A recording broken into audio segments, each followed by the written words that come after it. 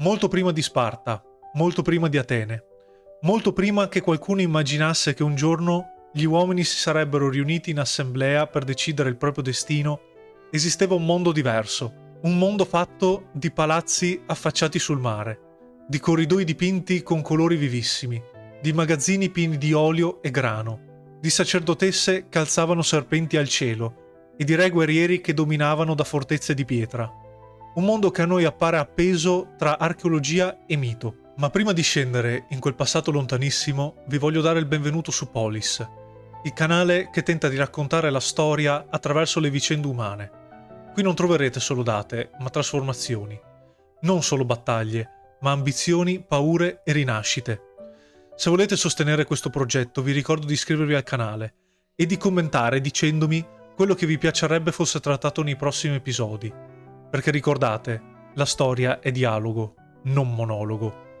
Adesso possiamo fare un passo indietro, di quasi 5.000 anni.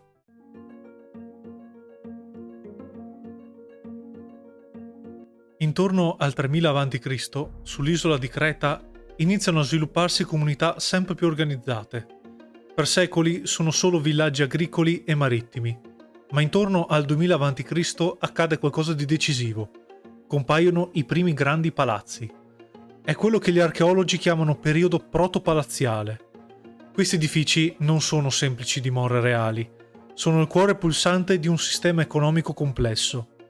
Dentro le loro mura si accumulano risorse, si amministrano territori e si registrano transazioni. Grandi giare colme di olio e vino vengono allineate nei magazzini. Tavolette d'argilla riportano segni di una scrittura che oggi chiamiamo lineare A, ancora in gran parte indecifrata.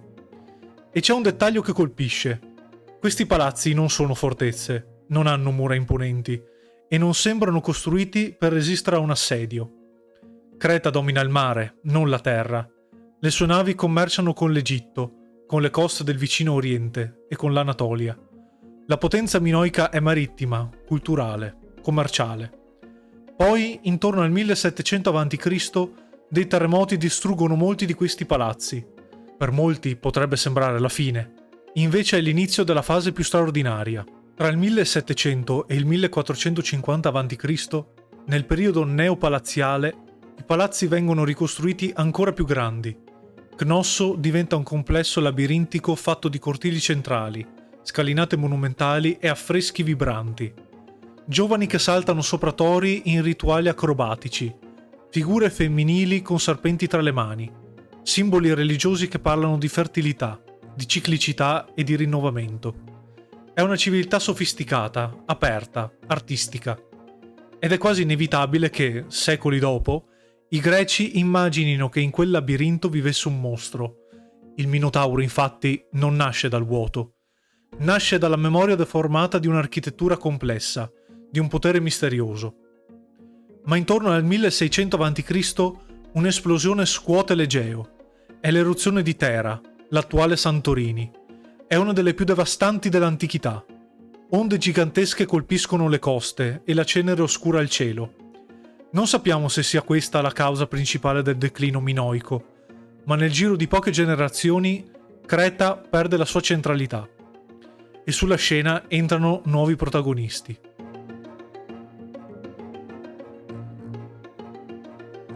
Nella Grecia continentale, intorno al 1600 a.C., emerge la civiltà micenea. Qui il paesaggio cambia radicalmente. Le città sono fortificate. Le mura di Micene sono così enormi che i greci dei secoli successivi diranno che solo i ciclopi potevano averle costruite. Da qua infatti deriva l'espressione mura ciclopiche. La società è gerarchica, militare. Al vertice c'è il Wanax, il re. Sotto di lui una struttura di guerrieri, funzionari e scribi. Usano la lineare B, una forma arcaica di greco. Ed è qui che la storia comincia a fondersi con la leggenda, perché nell'VIII secolo a.C. il poeta Omero canta di un'epoca eroica. Vive probabilmente tra il 750 e il 700 a.C., molti secoli dopo il mondo che descrive. Eppure l'Iliade e l'Odissea sembrano riflettere proprio quell'universo miceneo. Re guerrieri, città fortificate, onore e gloria come valori supremi. Omero non è uno storico, è un poeta, ma nella sua poesia sopravvive la memoria di un'epoca reale. E poi, intorno al 1200 a.C., accade qualcosa di sconvolgente. Il mondo miceneo crolla. Città incendiate, palazzi distrutti, rotte commerciali spezzate, e la scrittura scompare quasi del tutto. Non è solo la Grecia, è un collasso che coinvolge l'intero Mediterraneo orientale. Le cause rimangono dibattute ancora oggi. Invasioni? Crisi climatiche? Instabilità interna?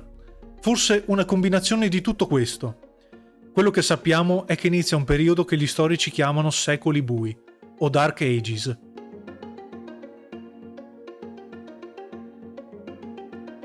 Tra il 1200 e l'800 a.C. la Grecia cambia volto.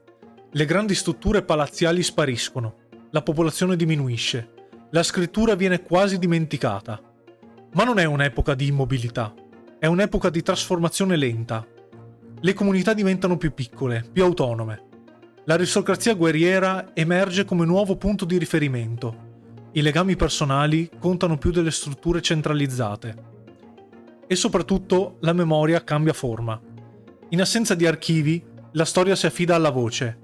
Gli aedi, cantori itineranti, recitano storie davanti a comunità riunite. Raccontano di Achille e della sua ira devastante, di Ulisse e del suo viaggio interminabile, di Ettore e della sua fedeltà alla città di Troia. Queste storie non sono semplici racconti, sono identità condivisa, sono il modo in cui una società frammentata ricostruisce un senso di continuità.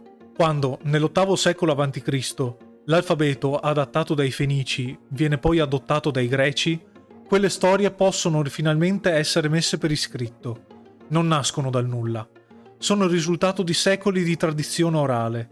E in quel momento la Grecia non sta solo uscendo dai secoli bui. Sta trasformando la memoria in fondamento culturale.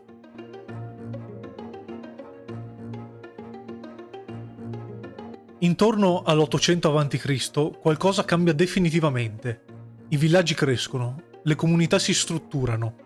Nascono spazi pubblici dove gli uomini liberi si riuniscono per discutere. Non c'è più il palazzo dominante, non c'è più il Wanax assoluto.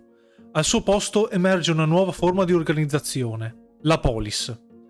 Non è ancora la democrazia che vedremo più avanti nei nostri episodi, ma è l'inizio di una rivoluzione politica. La comunità diventa il centro, l'appartenenza civica diventa identità.